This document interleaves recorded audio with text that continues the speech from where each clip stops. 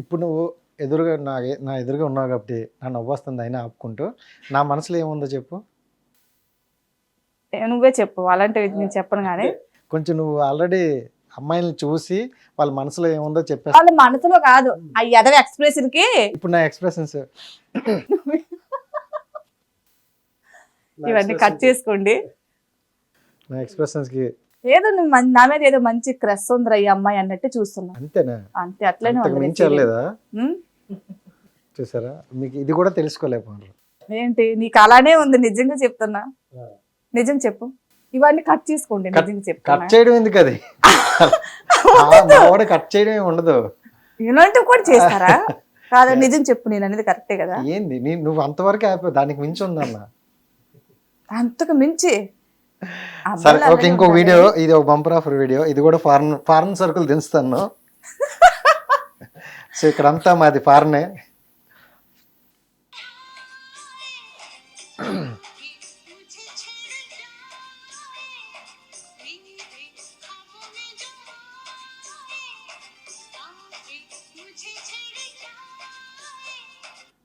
Hi friends, video అయితే చూసారు కదా. సో పాపకి రీల్స్ చేయడం అంటే చాలా ఇంట్రెస్ట్ అనుకుంటా. బట్ ఎందుకో బట్టలు లేక పాపం చిన్న టవల్ కట్టుకొని చేస్తుంది. సో మీరు ఎవరైనా మంచి మనసున్న మహానుభావులు ఉంటే తనకు ఒక డ్రెస్ స్పాన్సర్ చేయండి. చేయాలి అనుకున్న వాళ్ళు ఫస్ట్ ఆఫ్ ఆల్ నాకు కామెంట్ చేయండి, నేను అడ్రస్ షేర్ చేస్తా. అండ్ ఫైనల్ ఒక మాట, ఏం కనిపించలేదని డిసప్పాయింట్ అవ్వకండి. నెక్స్ట్ వీడియోలో ఉంటది అది. నేను కౌంటర్ నేను ఇంతకు ముందు చెప్పా, అన్ని ఒకేలా చేస్తే బోర్ కొడుతుంది నా ఫాలోవర్స్ కూడా. మధ్య మధ్యలో వాళ్ళకి ఎంటర్టైన్మెంట్ ఇవ్వడం కోసం నేను అలాంటివి చేస్తున్నాను అని. మన పక్కనే సౌత్ ఇండియా షాపింగ్ మాల్ ఒకటి తీసుకెళ్దాం. డ్రెస్ తెమ్మన్నావు కదా, ఆ అమ్మాయి కోసం కామెంట్ కాదు, డైరెక్ట్ గా ఇచ్చేద్దాం. ఇచ్చేద్దాం ఎక్కడ ఉంటుందో చెప్తే అంటే ఓకే. తన పేజ్ మొత్తం చూస్తావా నువ్వు? చూసా. తన పేజ్ మొత్తం అలానే ఉంటాయి. అలానే ఉన్నాయి. ప్యాంట్ లేకుండా చిన్న చిన్న చెడ్డీలతో టవల్ తో. అతను ప్యాంట్ లేకుండానే ఏమీ లేకుండా లేవు అక్కడ. ఏమీ లేకుండా ఉంటే పాటికి ఎప్పుడో ట్రోల్ అది 5వ దశగా పెట్టేదాన్ని నేను. ఇంకా నా ఫాలోవర్స్ అడుగుతున్నారు, మేము ఇంకో నెక్స్ట్ దశ చూడడానికి రెడీగా ఉన్నాం, పెట్టండి పెట్టండి మేడం ప్లీజ్ అని. కొంతమంది మీరు చూడరు, చూపించిన వాళ్ళకి చూడనివ్వట్లేదండి, అసలు చేతి రేఖలు అరిగిపోతున్నాయంట. కామెంట్ మీరు చదవలేదా? అసలు మీ ప్రాబ్లం ఏంటి మేడం గారు? అసలే మేము కరువులో ఉన్నాం, మీరు చూపించిన వాళ్ళకి చూపించనివ్వట్లేదు, అసలే ఇక్కడ చేతి రేఖలు అరిగిపోతున్నాయి అంట. సో అలాంటి వాళ్ళ కోసం, నా ఫాలోవర్స్ ని ఎంటర్టైన్మెంట్ చేయడం కోసం అలాంటి మధ్య మధ్యలో పోస్ట్ చేయాలి. అవి అడ్వర్టైజ్మెంట్ లెక్క తీసుకుంటారు. కౌంటర్ వేస్తున్నాను, మిగతా వాళ్ళకి మంచి కోసం చెప్తున్నాను. సో అన్నీ ఉండాలి. ఒకటే వేలో వెళ్ళిపోతే బోర్ కొడతారు ఏదైనా సరే. సరే ఓకే, ఇప్పుడు ఎంత నీట్గా ఎంత పద్ధతిగా మాట్లాడుతున్నావు. నాకు తెలిసినంత వరకు లైఫ్ మీద చాలా చూసినట్టున్నావు. ఇప్పుడు ఓపెన్గా వాటి అంటే ఏం చెప్తావు? నువ్వు ఇండస్ట్రీ కోసం అడగకు, ఆల్రెడీ నేను ఇదైపోయాను. ఇండస్ట్రీ అంటే నేను కమిట్మెంట్ ఇస్తేనే ఒప్పుకుంటారు మూవీస్, లేదంటే ఇంకా అంతే. ఏమని అడుగుతారు?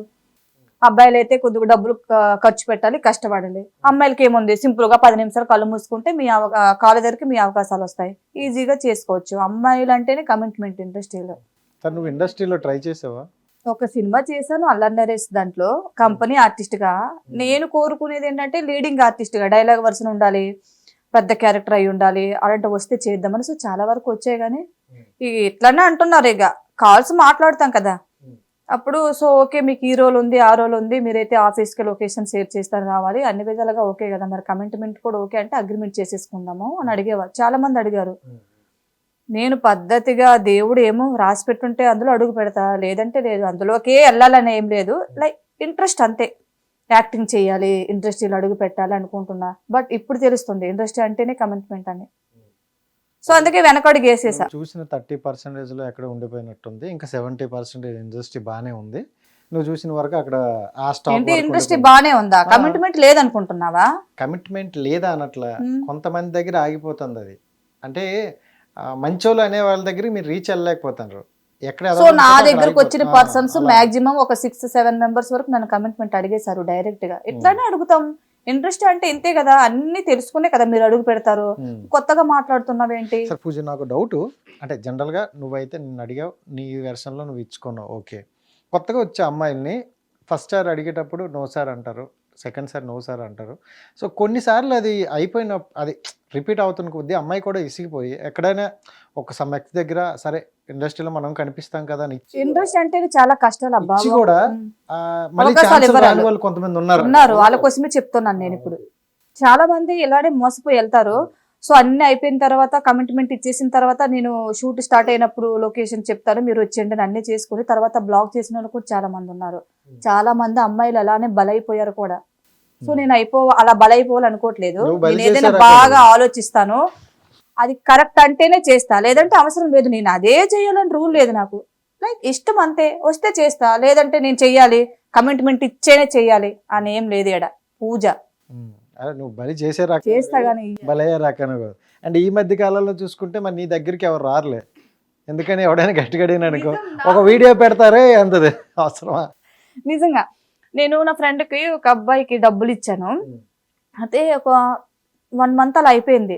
నేను అడిగా 2-3 సార్లు కాల్ చేసి ఇస్తా అంటున్నాడు. సో ఒకసారి గట్టిగా అడిగా, ఆయన ఏమంటున్నాడు తెలుసా, ఇస్తానే బాబు దయచేసి నా రీల్ పోస్ట్ చేసి ట్రోల్ చేయకు, దండం పెడతా, పైసలు అయితే ఇస్తా అంటే భయపడుతున్నారు నా ఫ్రెండ్స్ కూడా.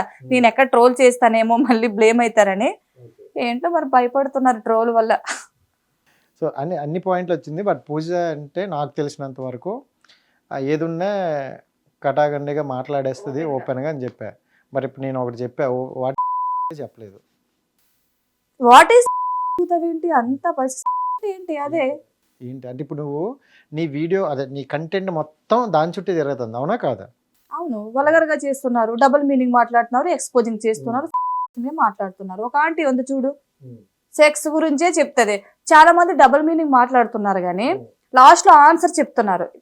ఇప్పుడు స్ట్రాంగ్ గర్ల్ అని ఒక అమ్మాయి కూడా తను కూడా డబుల్ మీనింగ్ చెప్పి మీ దట్టి మైండ్స్ తగలేయి అని తన ఆన్సర్ ఇస్తుంది. కానీ ఈ ఆంటీ అలా కాదు, సెక్స్ గురించే మాట్లాడి తెలిస్తే కామెంట్ పెట్టు. ఎవడు పెట్టేది? నేను ఆల్రెడీ ట్రోల్ చేసా చూడు నువ్వు నీకోసం పంపించే చూస్తా. అంతా అసలు బూతులే తెలుసా ఆంటీ, అసలు బాబోయ్. స్ట్రాంగ్ గర్ల్ నేను ఇంటర్వ్యూ కూడా చేశా, తను కూడా అలా అంట. తను ఎలా ఫీల్ అవుతుందంటే బాధపడుతుంది, చెప్తుంది, ఎండింగ్ లో కంక్లూజన్ ఇస్తుంది. బట్ కొంతమంది చూడట్లేదు లాస్ట్ వరకు చూడట్లేదు. నేను ఇప్పుడే చెప్పా కదా, కొంతమంది మన ఫాలోవర్స్, ఇప్పుడు నా ఫాలోవర్స్ ఉన్నారబ్బా 85K. నేను ఏది చేసినా సరే పోస్ట్ చేసేటప్పుడు అరే పూజ మళ్ళీ ఏదో పోస్ట్ చేసిందని చూస్తారు లాస్ట్ వరకు. ఇట్లా కొత్త వాళ్ళు యాడ్ అవుతున్నారు కదా, వాళ్ళు చూడట్లేదు, ఆ ఫస్ట్ బూతులే చూస్తున్నారు. సో ఆ బూతులు చూసి అది మేము అనుకొని బ్యాడ్ గా కామెంట్స్ పెడుతున్నారు. సో మా చెల్లిని తనకు కూడా తన అన్ని డబుల్ మీనింగ్, తన కంటెంట్ అదే, లాస్ట్ వరకు చూడట్లేదు. ఆ స్టార్టింగ్ తను చెప్పేది చూసి ఆ బిట్ తీసుకుని తన ట్రోల్ వేసుకుంటున్నారు, తను కూడా వల్గర్గా. అందుకు తను ఫీల్ అవుతుంది. నీ కంటెంట్ మొత్తం కింతేనా మారుస్తావా ఏమైనా? జనాలని మార్చేస్తా. ఫస్ట్ ఆఫ్ ఆల్ జనాలు అదే అంటున్నా, కొత్త సరుకుని తీసుకొచ్చేసి తెలుగు ఇండస్ట్రీకి పరిచయం చేస్తాను. నేను స్టార్టింగ్ లోనే చెప్పా, మన తెలుగుని ట్రోల్ వేస్తున్నాను, తిడుతున్నాను, వాళ్ళు మారుతారేమో అని. సో మధ్య మధ్యలో వీళ్ళని పెడుతున్నాను అంటే అది నా ఫాలోవర్స్ కోసం. అడుగుతారు కదా మేడం, బోర్ కొడుతుంది కంటెంట్ చేంజ్ చేయండి. ఫాలోవర్స్ ఓన్లీ అవి చూడడానికి వస్తారా అంటే ఇప్పుడు నా ఫాలోవర్స్ కి నేను ఏది చేసినా వాళ్ళకి నచ్చుతుంది కాబట్టి నేను ఏం చేస్తాను, ఏం చూపించిన నచ్చుతుందా క్లారిటీ.